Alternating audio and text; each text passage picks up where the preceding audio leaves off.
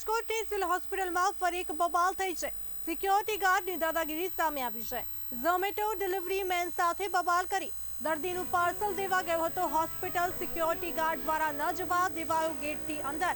Zomato delivery મેનને bike લઈને ન દેવાયો પ્રવેશ મામલે ડિલિવરી મેન અને સિક્યોરિટી ગાર્ડ વચ્ચે બબાલ થઈ હતી।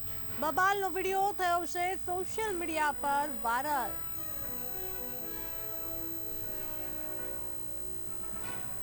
પાર્ટનરમાં કામ કરું છું। આપણે સિવિલ હોસ્પિટલ છે ત્યાં પાર્સલ દેવા માટે ગયો હતો। તે અત્યારે આ એન્ટ્રી ગેટનું કામ ચાલે છે એટલે ઓલા એન્ટ્રીથી અંદર રોજ અમે જઈએ જ છીએ। એટલે આજે મને ત્યાંથી અંદર ના જવા દીધો કે ઝોમેટો વાળાને અહીંયાથી અંદર જવાની મનાઈ છે, જ્યારે બધા જતા હતા ત્યાંથી। ને મને રોકીને મારી ગાડીની ચાવી લઈ લીધી અને મારી ઉપર લાકડી મારી છે। મારી ગાડીમાં મને લાકડી મારી છે। સિક્યુરિટીની ગાર્ડની દાદાગીરી છે।